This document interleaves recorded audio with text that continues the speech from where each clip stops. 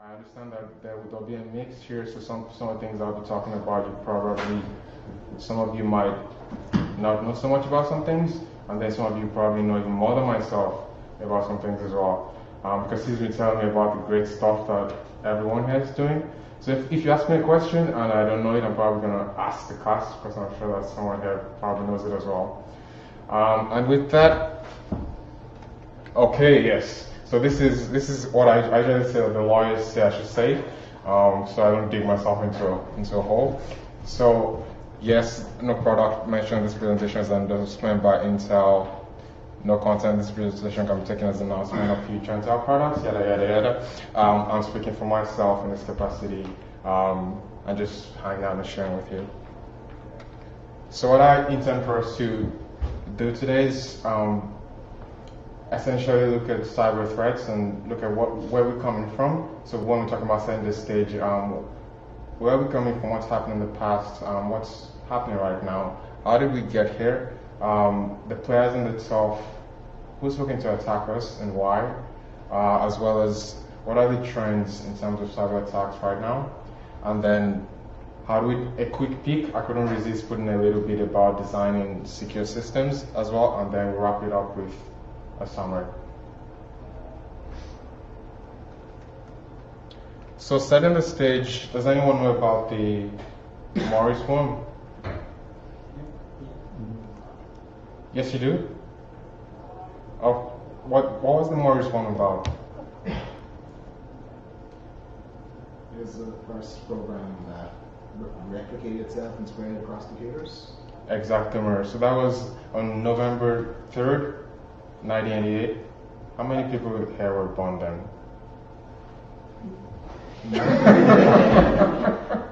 Probably not much. I think I was about, okay, let's say that. Maybe I was a few days old at the time.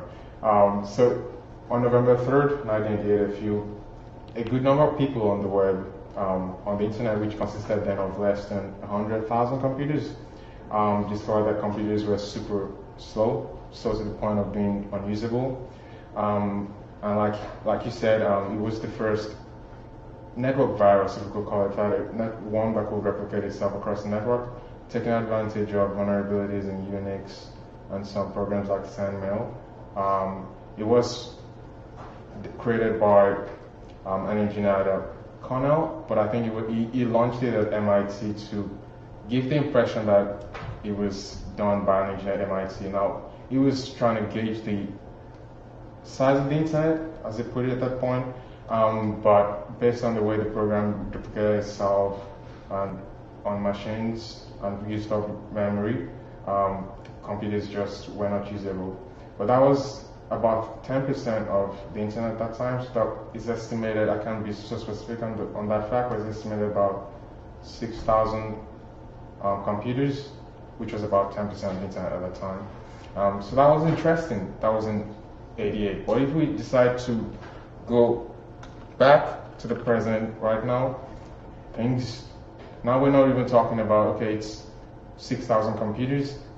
Now it's getting interesting with, if we're looking at data breaches with about hundreds of millions of records being stolen off networks, being stolen off from companies that have been attacked. And now we're talking, now it's one thing to talk about computers being hacked, another thing to talk about 100 million people's lives, or 100 million plus people's lives being affected, because you have to say your credit card information and passwords for one service, which you also use for all the services that have been compromised as well. So the scale, as you would expect, is has changed significantly. And why is that? But before we even go there, this graph just shows some of the trends, or some of the stats with breaches recently. And I know many of you know a lot about this. It's always on the web. Cybersecurity is everyone's business right now, and the purpose of talking about this is we just sync up a bit, and then we're trying to increase our awareness, increase our knowledge about security, and then trying to figure out the rules that we want to play as well. So you can see even from 2013 to 2014, this graph's giving us about at least 100 million records from major breaches across those years.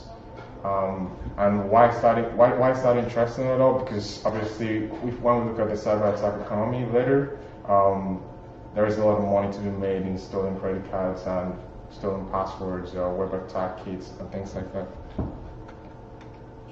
So how did we get here? The only constant in tech, like I like to say, is innovation. So if you look at the first electromechanical computer or the first commercial automatic computers, the UNIVACs, when you have if that's significantly different from when you've got computers in the home, and then now we've transitioned to infinity and beyond as well, to the point where software is everywhere. So you've got your laptops, your smartphones. Like I like to say, how many people? I almost don't want to ask the question. I usually like to ask how many people have a computer. Now that doesn't even make sense in this particular room. Or how many people have a smartphone? Okay, let's try it. How many people have a smartphone? Everyone has a smartphone, so to speak, but most people, 90%, 95%, 99% of people, you don't have a smartphone? I lost it on Monday.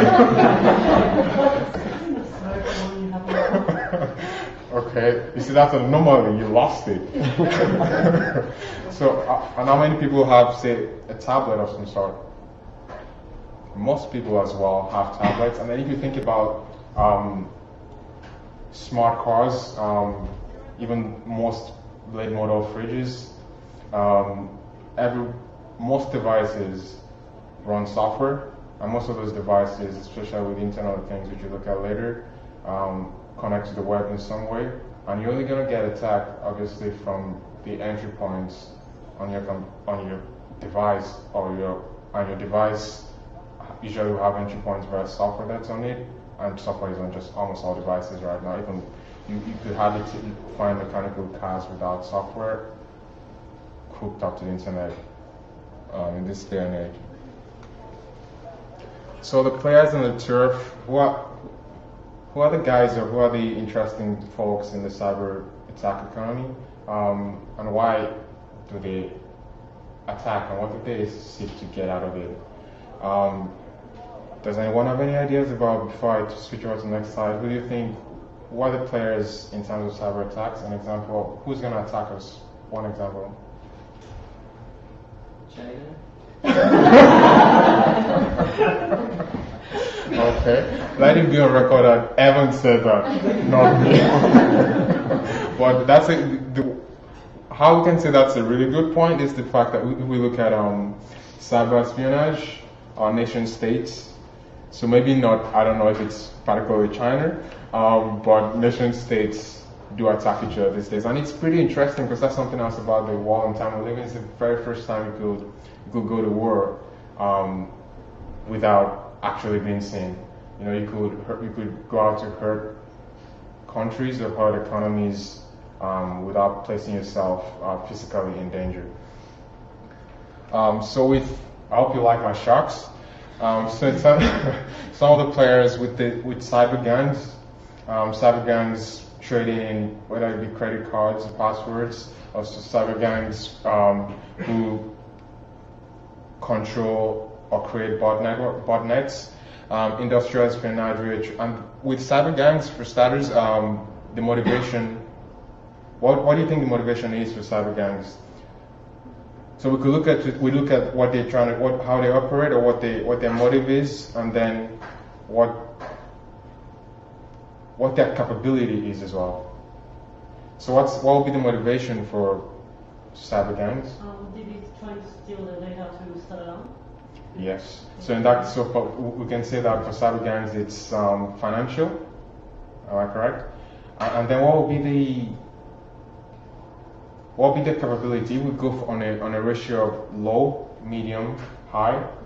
How, in terms of resources, in terms of sophistication of attacks, where we place cyber gangs? Yeah. Did you both go for low? No, he said low, I said medium.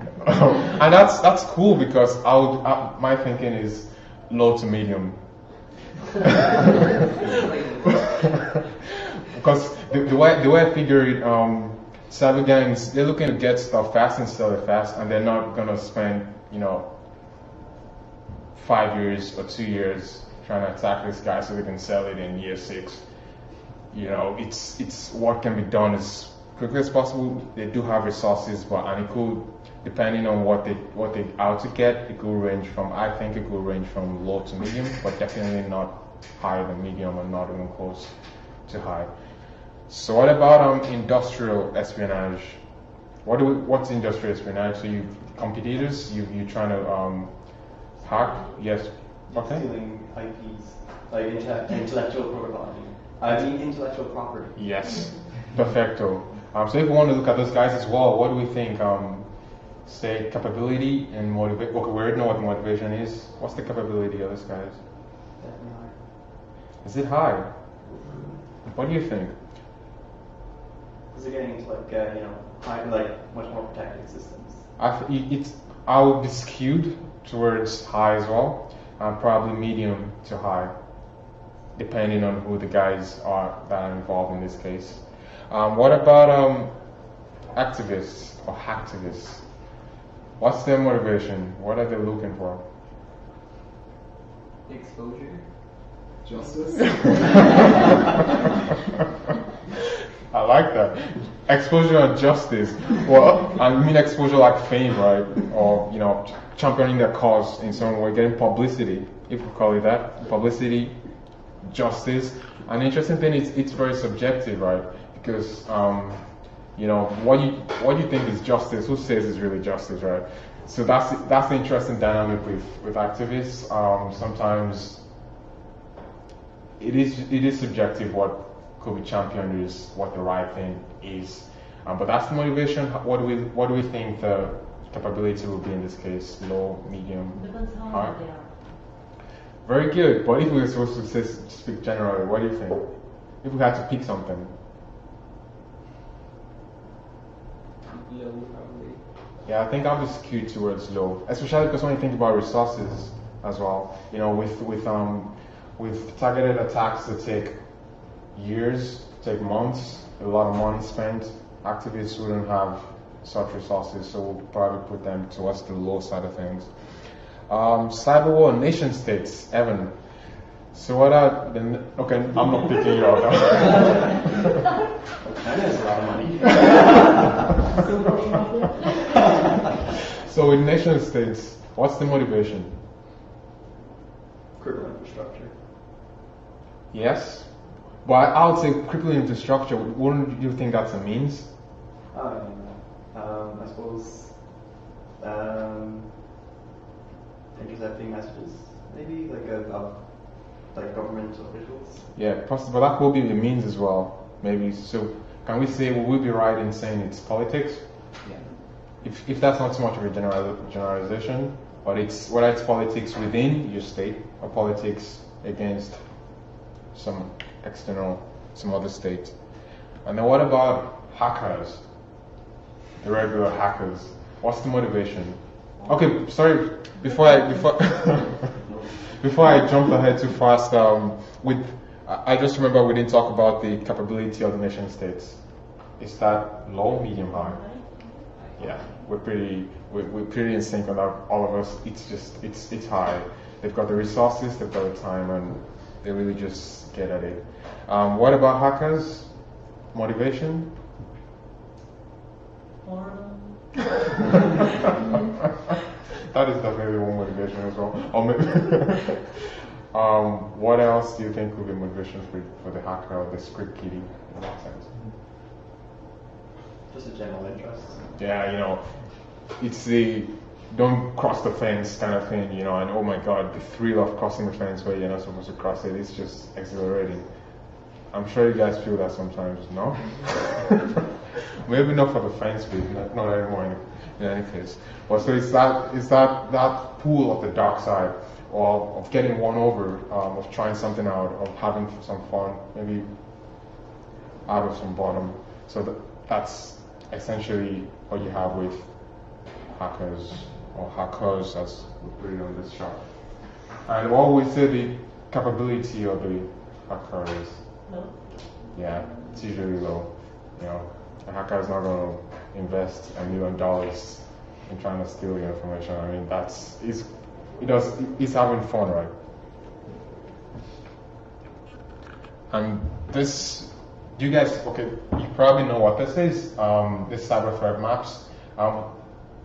Machines don't need timeouts. You have automated machines, automated systems, like I'm sure you guys know, scanning the web for vulnerable websites, for instance, and then using exploit kits to take advantage of to check for different possibilities, and exploit web services or web servers or things like that. So with these threat maps using honeypots, it just gives you an idea of how attacks are constantly happening across the world, even though it's honeypots, right? So they are vulnerable systems just designed to attract attacks, but they're actually getting attacked, just to show you, just giving us an idea that it's constantly going and it almost never stops. And with the cyber attack economy, that's, well, now this was I think, was this a Norton or a Symantec report in 2011, and that was about $388 billion in the cyber attack economy. And with that, I think right now some of the things that's saying it's in the 400s. What I find particularly interesting is that it's supposed to be more. Now that's annually, and it's in the 400s right now, and that's supposed to be more than the amounts for marijuana, cocaine, and heroin combined. I don't know if that's a good thing or a bad thing now, but that's just the way, just to give you an idea of what's going on. And then it cuts across, pirated software, financial fraud, ID theft, just spamming domains, botnets, creating botnets and leasing them out, for other people to take advantage of, malicious JavaScript creation and dissemination as well. And with the cyber attack economy, a lot of stuff that we're looking at happens on the dark web, and I'm guessing someone here knows what the dark web is about. What's the dark web about?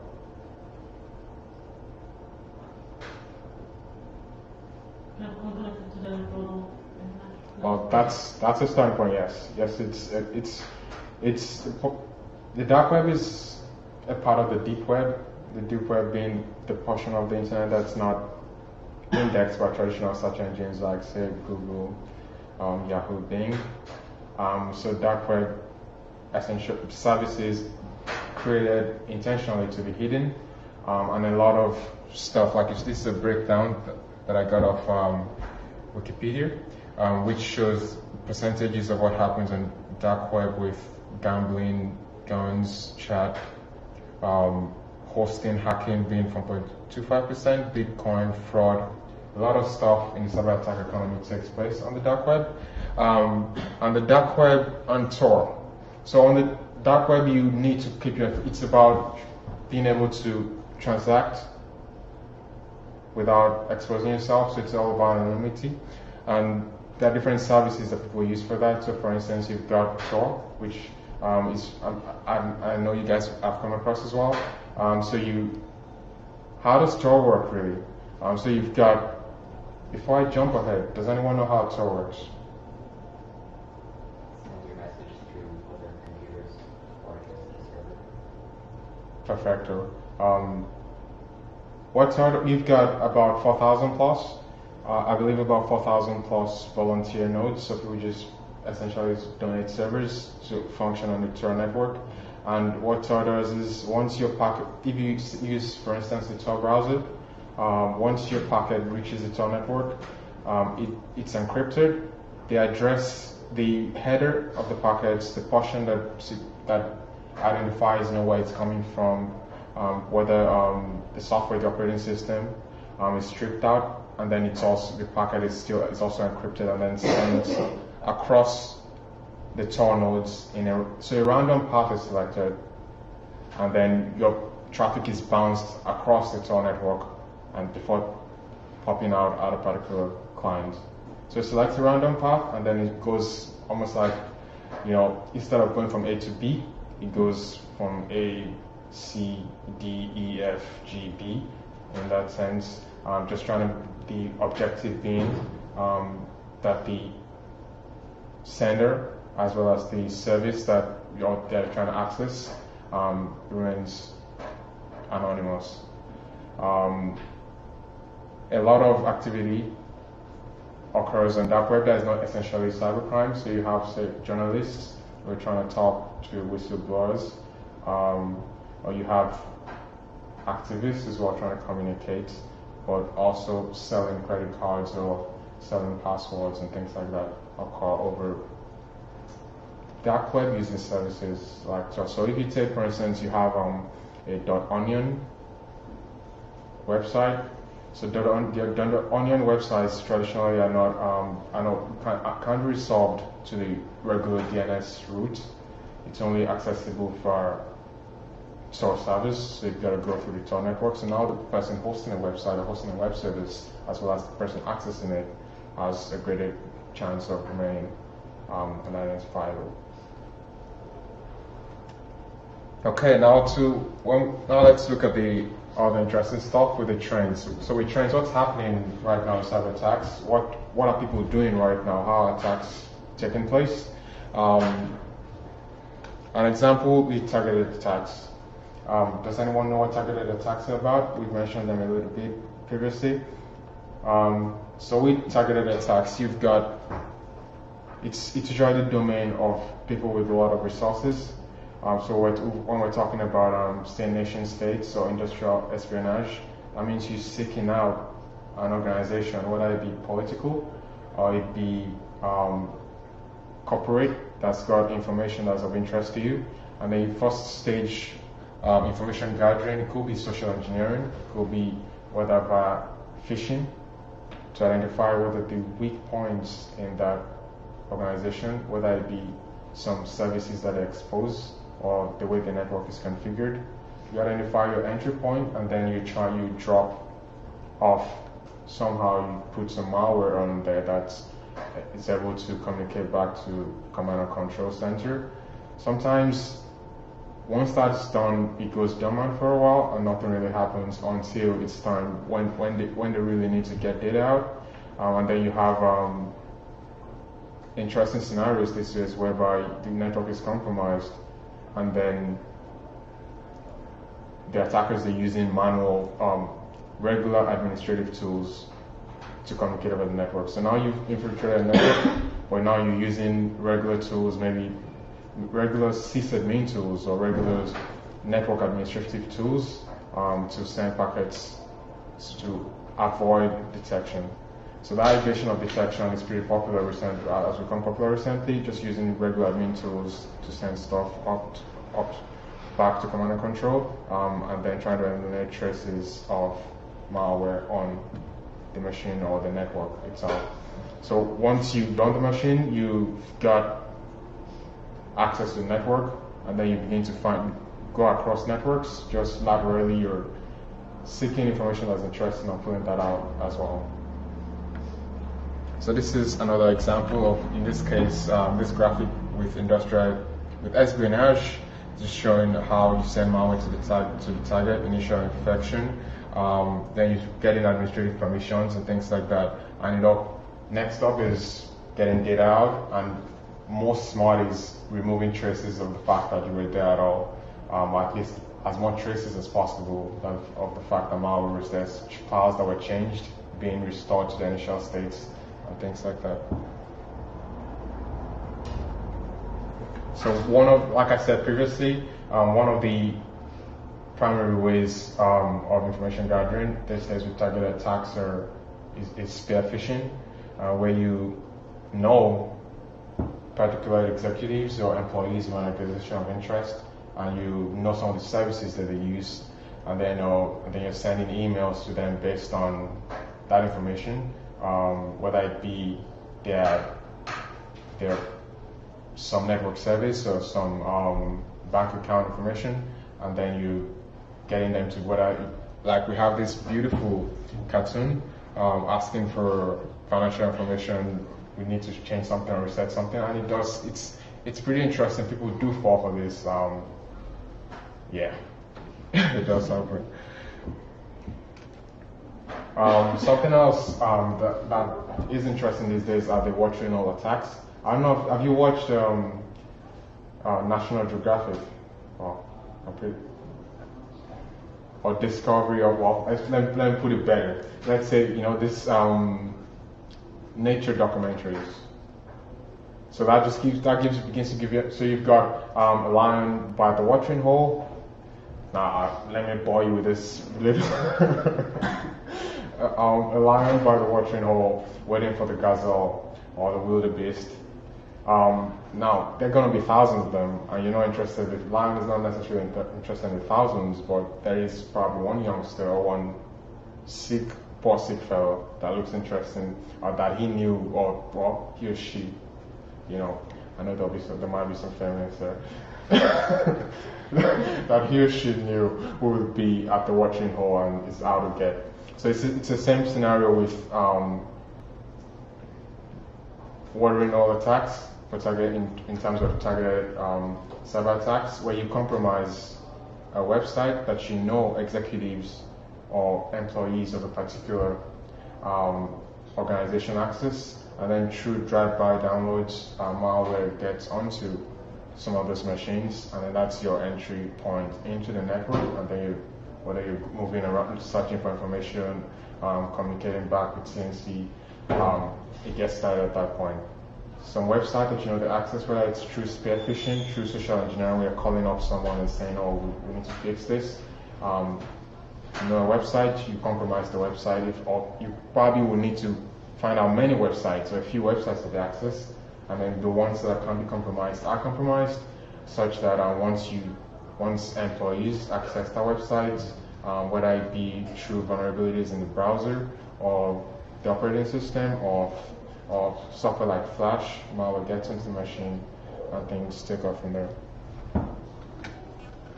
So these statistics just show that, unsurprisingly, spear phishing attacks are most popular with the larger organizations.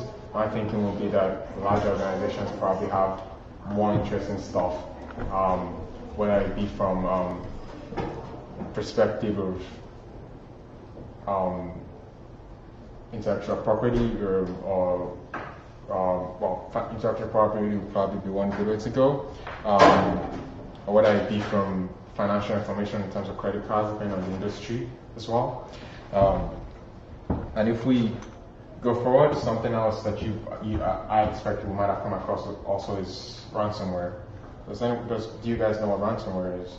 It almost even sticks out from the name. Yeah, it holds your data kind of hostage until you pay. Exactly right. So holding you to ransom with software. So it's not a situation whereby you've got say malware in your machine making use of your resources as part of a botnet. It's just say locking up your files until you pay by fee. And it's actually a pretty interesting business, because the reason why I say it's an interesting business is because it's got a few weeks ago I was listening to a podcast about this lady who got up some morning and then saw that files were encrypted with a message of this sort, and there was a countdown timer. She had a few days. The bill was $500, and then she was supposed to pay in bitcoins, and so she had to go over to. For some reason, there was a snowstorm. It's a real story, but it was pretty interesting in the way that she was able to communicate with the organization or with the fellows who were trying to hold her to ransom. So they gave her a few days. She had to pay with bitcoins. So she had to go get money out in some way. With the snowstorm, there were a few problems. Eventually, with a few hours left, where she was supposed to get bitcoins, there was some administrative issue. To cut a long story short, she was late by about 2 hours. And then she got the money, the bitcoin sent off to the right account 2 hours late, and they were like, oh, sorry, you're 2 hours late, your bill is now $1,300. And then obviously, like anyone would be, she was distraught and explained, oh, there was a snowstorm, this didn't work, and blah, blah, blah. And then a short while later, our files were unlocked. So you can reason with these people to an extent. So it's very interesting where you've got that business set up primarily right now in the US and in Europe, I was looking at some stats and I saw that Africa had almost very little percentage of ransomware. I was like, okay, why is that? I'm sure it's not too hard to guess why particular developing economies might not be the most popular means of getting ransom payments. Because I know a few people, if you don't have the money and they're saying you're probably just going to format the computer and reinstall your operating system rather than pick out $500 in some cases. So it's really thought out at least with Europe and the US. That's where a lot of ransomware cases seem to be seen these days. So be careful, guys, with, but hey, I think you guys are on top of it, I'm pretty sure. So ransomware statistics. New ransomware seen by, this spear phishing bit shouldn't be there. By McAfee Labs, you've got about 700,000 variants in Q1 of 2015. So you can see that's a trend. Things are really trending up, if we can use up in that context actually, with ransomware. That's as opposed to about 250,000 in Q4 of 2014. So different variants of ransomware across Europe and the US as well. Social media scams, there's a shift from email. If some friends of mine say that there will come a time where kids, maybe not us, I don't know, where you mention an email to kids and like, email, what's that? Because it's really it's for the most part right now it's social media communication. Would I be bad text? Would I be bad just browsing on the web and not so much email? And you see that shift. Fraud sent via email still exists, but you definitely see a lot of fraud on social media. And what social media is particularly interesting when you consider the fact that people are more likely to share or click on something shared by their friends. So statistics show that about 90% of malicious links in social media are manually shared. So people are actually sharing links to malicious websites or to scams, clicking on them as well, because of that trust thing that exists, or is the premise or is the domain of social media. So it could be malicious links leading to websites, fake donations. Let's look at this. So if you take, for instance, I'm going to give $1,000. If you look at the bottom, or all of them in this case, being just examples, I'm going to give $1,000 to my first 20,000 followers. I find it interesting to believe that people actually click on this. I guess it's maybe it's the what have you got to lose in that case, and then you click on links that take you to a link and take you to a link, and eventually you've got to sign up someone and register for something. So you guys might not, have seen too much of this, or maybe you have. But what about this?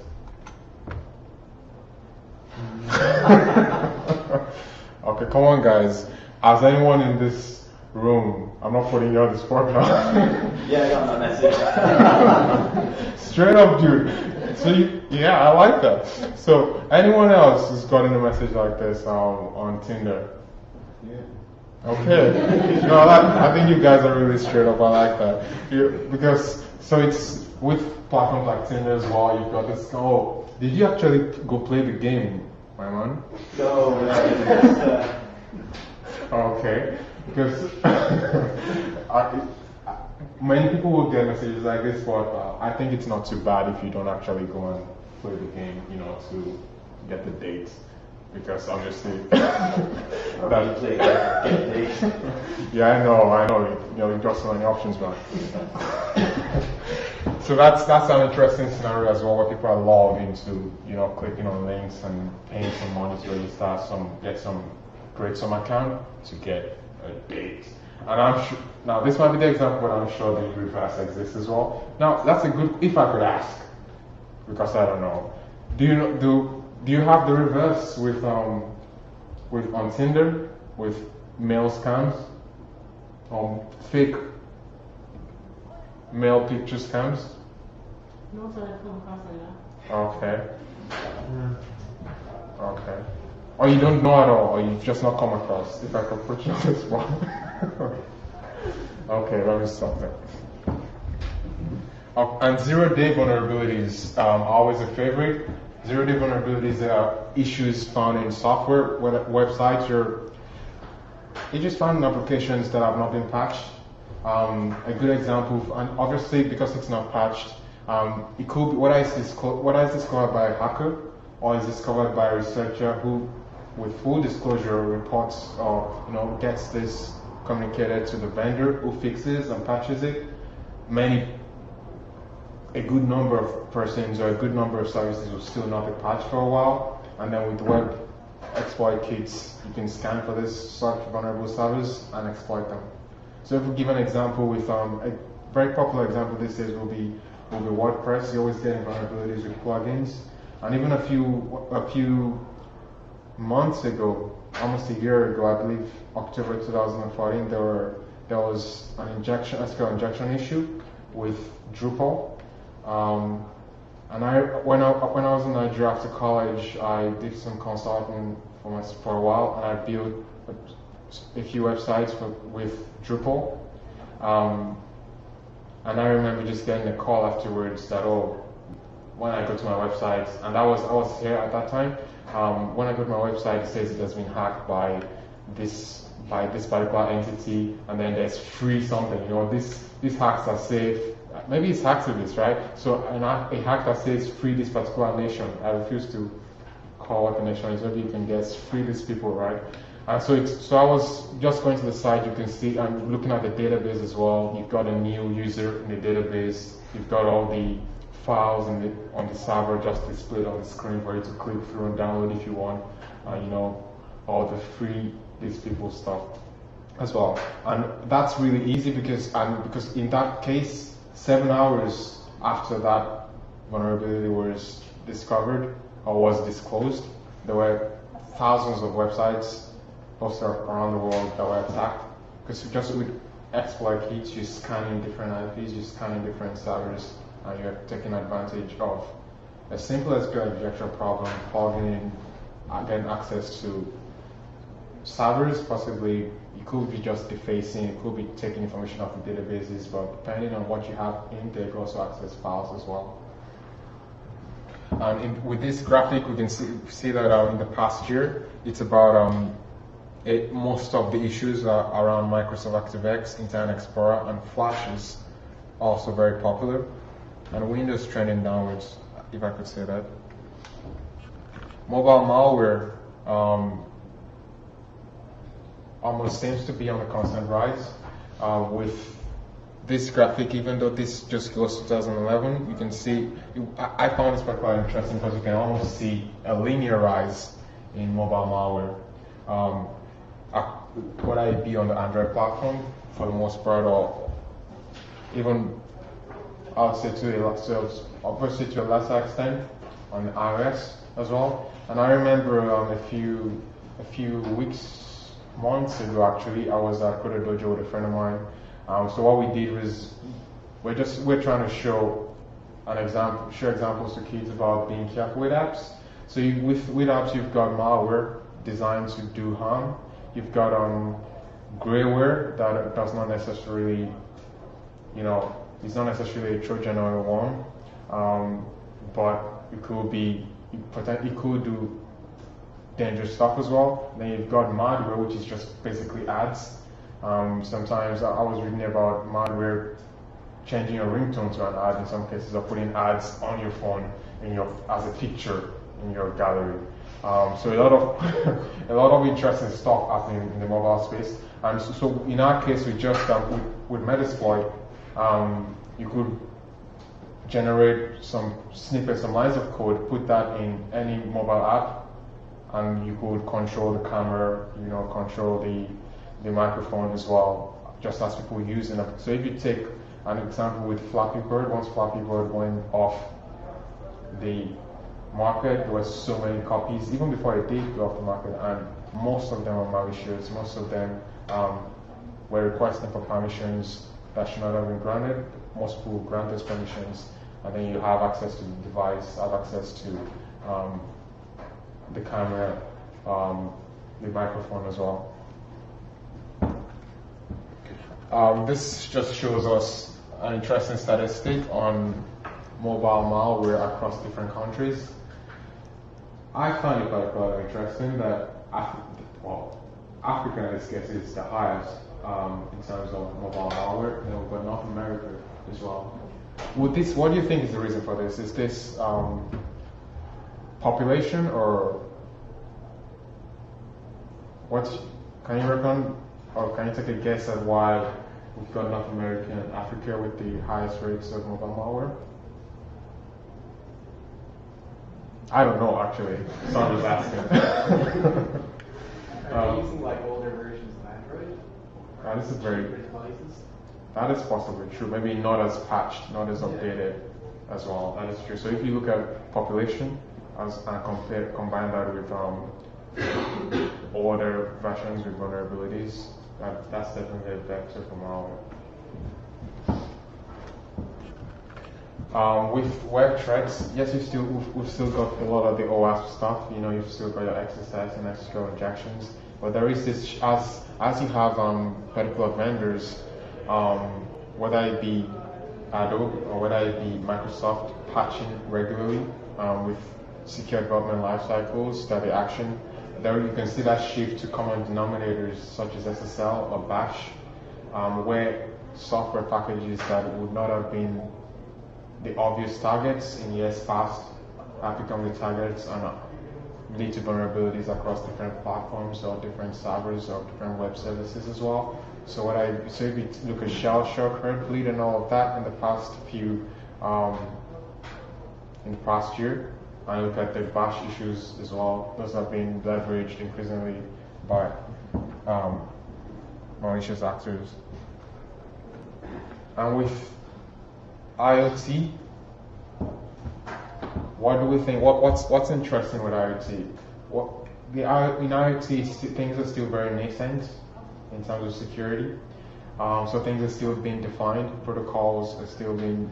Now, a lot of the best practices that you see in other industries, whether you shouldn't send sensitive data in clear text, you should use encryption, you shouldn't store, hard-coded passwords in your code, because once, especially for instance, if it's a mobile app, that's easy to reverse engineer on certain platforms.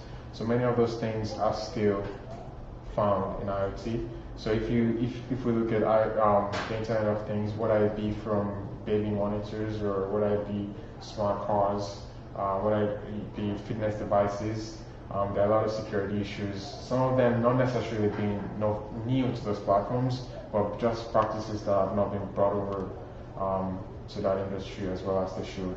Maybe sometimes the constraints around IoT, people are really looking to be as lean as possible.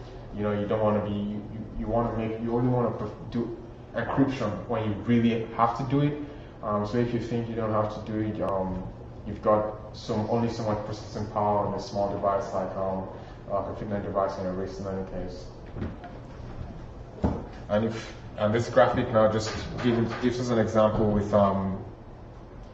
a car, with a fridge, with different smart devices that have connection to the internet and not either encrypting data properly or not transmitting data properly or not securing data properly on the device itself or in the code. We also have mobile apps that are used to control some of those devices, and those mobile apps as well usually don't have the right security features.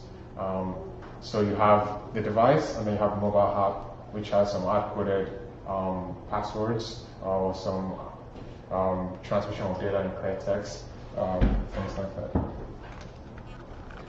So that's about it with just a quick overview of cyber attacks and cyber threats. And I couldn't resist squeezing in a little bit about designing secure systems.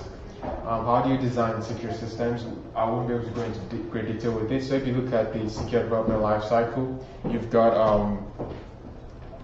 a situation whereby you're trying to develop software in an organization and you want to develop software securely or you want to build systems securely. And how do you go about that with whether it be from requirements through to architecture? You're considering security. You define the security strategies at inception.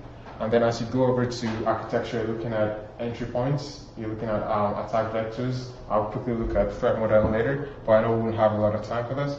And then once you're at the verify phase, it could be a verifying functional requirements of security. So if you're designing in security features encryption, it could be identification, authorization, then you have functional tests for that as well. And then dynamic testing around vulnerability scanning, things of that sort. And then you also have penetration testing at major inflections. I just had to put this in there, but I won't have time now to go into this in great detail. I could send adding some references for this deck. Threat modeling. Have you come across threat modeling before? Threat modeling essentially is looking at assessing the security of a software system or assessing the security of an application and trying to find out what are the assets or information that you want to protect in the system. What are the entry points to that software system? Where do you take an input? And that could be across different points in your software system. So if you've got an architecture, you're looking at your architecture and considering the threats. What are the threat agents? Will it be espionage in this case by will it be cyber gangs, or will it be a nation state? Are you doing any interesting for those guys, or will it be hackers or activists? And then looking at the attack surfaces, where do you get inputs to your software? Where do you get? Is it you're getting some input over the network? Could it be IPC calls on a mobile app or on a Windows desktop app? And then what are the mitigations you want to put in place? And you're translating that into security requirements for a software system. What mitigations do you have in place currently? And then what do you need to add? With the output of threat modeling will be the security requirements as well as a security testing plan. So you're trying to, it's one thing for an attacker to pick out one single vulnerability. It's another thing for organizations to develop software across 5 teams in definite short time frames. And there's all the QA stuff and all that, and all the performance to consider, and you want to make security easy. So even with the threat model, you already have an overview of what threats are possible. Is it SQL injection in your software system? Is it XSS? Is it XML injection, for instance? Is it DLL side loading if it's a desktop app? And then you also have the security requirements coming out of it, and then you have a security test plan that could be action that costs sprints if we take an agile software development lifecycle as an example. And wrapping it up, I think we're just on time. More than any other space, or more than most other spaces you can consider, even in the technology space, always evolving rapidly, but the cybersecurity space and cyber threat space is evolving even more rapidly. We've always got that arms race between people who are seeking to exploit systems, whether it be for financial gain, whether it be for justice, or whether it be for just for the thrill, and then trying to secure systems on the other hand as well. And with private, just like privacy, I like to think that I should say that cybersecurity now is everyone's business. Cybersecurity is mainstream. Even if you look at media with Mr. Robot, does anyone know about do you guys know about the show Mr. Robot? Yeah. So it just shows the way the world is thinking. It's not you can hardly go a week or a month without seeing some breach of some sort. So we all need to be. We're trying to increase our awareness. We're trying to increase our knowledge and ask ourselves how do we want to pitch in. Maybe you want to do some research, or maybe you want to develop your software securely. What part do you want to play essentially with cybersecurity? Because it's just not out there anymore, and most of us are technical people, I think here, and most people, whether you're writing software, whether you're building networks, whether you're building servers, security plays a part in all of that. So does anyone have any questions at this point? Anybody good? What's your role on Intel? Okay. I didn't tell. I don't think I said that earlier, did I? No. So I'm a product security champion with the Intel Security Group. So what I do is I'm part of the partner engineering organization. So we build products for partners across the mobile space, the OEMs as well. So whether it be Vodafone and Lenovo and Dell and all these guys. So I work with software teams in Cork and in India and in Korea to design security into the software products that we build. So you've got these really smart engineers. They've got a lot of things to do. Like I like to be just like you guys. You know, a lot of things to do. You build the software with strict timelines to changing partner requirements, and it's my job to make it as simple as possible for them to build secure software. So it's guiding that process from architecture, where we're creating threat models together, participatory threat modeling, and then aiming for developer-centric security, guiding secure development, or that's what I do, and then also guiding security testing as well. Now, I was talking to Evan earlier that we also have created a team of satellites or evangelists. So across each software team, we've got 1 or 2 persons who are security focused. So we kind of meet and share knowledge, and they help to drive security within their teams, within their projects, and within their products as well. So something similar to NetSoc, when you're sharing ideas, so we're also sharing ideas in that way across the partner engineering business unit. And that feeds to the product security group, which I'm a part of. So the product security group across Intel Security, which works with the security team as well in Intel. We've got product security champions across different business units who are leading security within those different units or products, if I could put it that way. Okay. Does anyone have any other questions? In that case, can you give another hand for? Thank you.